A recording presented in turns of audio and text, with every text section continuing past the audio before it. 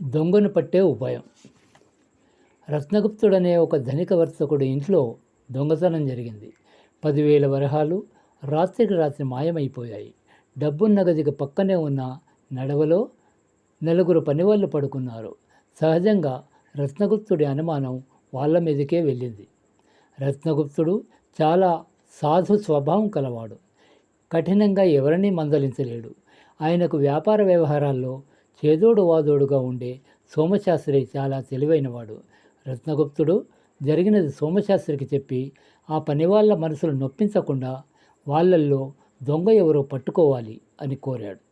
సోమశాస్త్రి సరేనని పనివాళ్ళు నలుగురిని ఒక గదిలోకి పిలిచి, మీరు డబ్బున్న గదికి పక్కనే పడుకున్నారు, ఆ గదిలో దొంగతనం జరిగింది. రత్నగుప్తుడు మంచివాడు గనుక మిమ్మల్ని రాజభటులకు అప్పగించలేదు. సరే, జరిగిందేదో జరిగిపోయింది. సాయంత్రానికల్లా పోయిన డబ్బు తిరిగి అక్కడికి చేరాలి. అలా జరగకపోయిందో మీరు ఇంతంతనరాని ప్రమాదానికి గురవుతారు. జాగ్రత్త అన్నాడు. పనివాళ్ళు భూషయ్య, ధర్మయ్య, సోమయ్య, రామయ్య తలలు వంచుకొని సోమశాస్త్రి చెప్పింది విన్నారు. ఆ రోజంతా సోమశాస్త్రి వాళ్ళని రహస్యంగా ఒక కంట కనిపెట్టే ఉన్నాడు. కానీ వాళ్ళు మామూలు ప్రకారం తమ పనులు చేసుకొని వెళ్ళిపోయారు. రాత్రి కూడా డబ్బు యథాస్థానాన్ని చేరలేదు. మరునాడు సోమశాస్త్రి ఆ నలుగురిని విడివిడిగా ఒక గదిలోకి రమ్మన్నాడు. ముందు ధర్మయ్య వచ్చాడు. సోమశాస్త్రి వాడితో, నువ్వు దొంగతనం చేశావనడానికి నాకు ఈరోజు ఉదయమే కొన్ని రుజువులు దొరికాయి.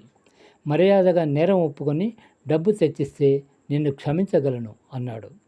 ధర్మయ్య వెంటనే ఏదో దెబ్బతిన్నవాడిలా అయిపోయి కాసేపు ఆగి, ఈ ఇంట 10 ఏళ్లుగా పనిచేస్తున్నాను, ఎన్నడూ ఇలాంటి మాట పడలేదు.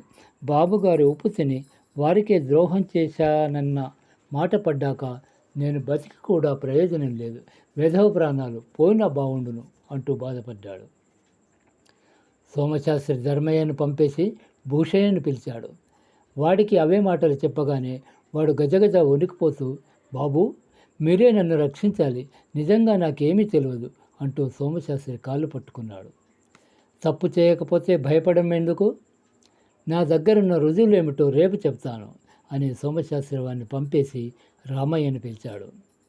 వాడు సోమశాస్త్రి తనను దొంగ అనగానే, అయ్యా, మాటలు జాగ్రత్తగా వినండి. మీరు ఉన్నవాళ్ళు, మేము లేని వాళ్ళం కావచ్చు. అందుకని మీరు నోటికొచ్చిన మాటల్లా అంటే నేను సహించేది లేదు అన్నాడు కోపంగా. ఇలాంటి బెదిరింపులకు నేను భయపడేవాడిని కాదు. మీరున్న పక్కం గదిలోనే దొంగతనం జరిగినప్పుడు అందులో మీకు భాగం ఉన్నట్టే. మిమ్మల్ని ఆ నడవలో ఎందుకు పనుకోమన్నట్టు? దొంగతనాలేవి జరగకూడదనే కదా. మీ బాధ్యత మరిచారు. వెళ్ళు, నా దగ్గర రుజువులు ఏమిటో రేపు చెబుతాను అని వాణ్ణి పంపేశాడు సోమశాస్త్రి. ఆఖరణ వచ్చిన సోమయ్య కూడా రామయ్యలాగే సోమశాస్త్రి మీద తిరగబడ్డాడు. అప్పుడు సోమశాస్త్రి, ఇంట్లో దొంగలు పడి దోచుకుపోతుంటే ఒళ్ళెరక్కుండా నిద్రపోయానంటావు, అది మాత్రం తప్పు కాదా అని అడిగాడు. సోమయ్య కోపంగా, మేము ఇంట్లో పనులు చేయడానికే తప్ప కాపలా కాయడానికి కాదు. రోజంతా కష్టపడి పనిచేసిన వాళ్లకు ఒళ్ళెరక్కుండా నిద్ర పట్టడంలో ఆశ్చర్యం లేదు. కావాలంటే మమ్మల్ని కాపలా వాళ్ళుగా నియమించండి. అప్పుడు మేము పగలంతా నిద్రపోయి రాత్రులు కాపలా కాస్తాం. అప్పుడు ఇంట్లో ఏమైనా దొంగతనం జరిగితే మమ్మల్ని తప్పుపట్టండి. సోమశాస్త్రి వాణ్ణి కూడా పంపివేసి రత్నగుప్తుడి వద్దకు వెళ్ళి, మొత్తం మీద ఈ దొంగతనం నలుగురు కలిసి చేసింది కాదు. ఇందులో ధర్మయ్య, రామయ్య పూర్తిగా నిర్దోషులు. నా అనుమానం భూషయ్య మీద ఉన్నది. వాడు సోమయ్య కలిసి ఈ దొంగతనం చేసి ఉండవచ్చు. ముందు వాళ్ళు ఉంటున్న గదుల 2 పూర్తిగా వెతికించాలి అని చెప్పాడు. రత్నగుప్తుడు తన ఇంటి వెనుక ఆవరణలో ఆ నలుగురు పనివాళ్ళ కోసం 4 పెద్ద గదులు కట్టించాడు. వాళ్ళ కుటుంబాలు అందులోనే ఉంటాయి. నలుగురు రాత్రి వేళల్లో మాత్రం రత్నగుప్తుడి ఇంటి నడువులో పడుకోవాలి. ఎంత వెతికించినా భూషయ్య, సోమయ్య నివాసాల్లో ఏమీ దొరకలేదు.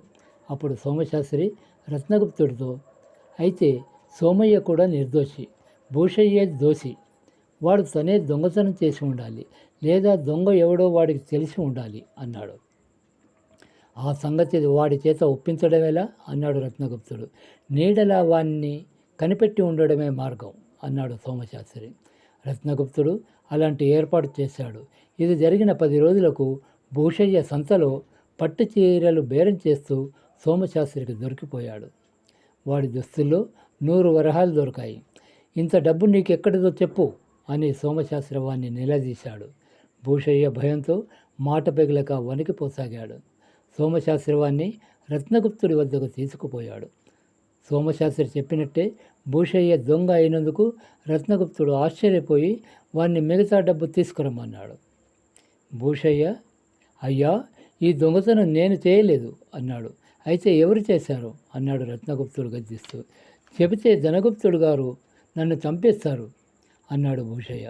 ధనగుప్తుడి పేరు వింటూనే రత్నగుప్తుడు ఉలిక్కిపడ్డాడు. వాడు రత్నగుప్తుడి భార్యకు తమ్ముడు. ఏ పని చేయక అల్లరి చిల్లర వెధలతో తిరుగుతున్నాడని మామ అతన్ని రత్నగుప్తుడి వద్దకు పంపాడు. అసలేం జరిగిందో భయపడకుండా చెప్పు అన్నాడు రత్నగుప్తుడు. అప్పుడు భూషయ్య, అయ్యా, మేము నలుగురం పడుకునే చోట ఉన్న గదిలో తమరు డబ్బు ఇతర విలువైన వస్తువులు ఉంచుతారని మాకు తెలుసు.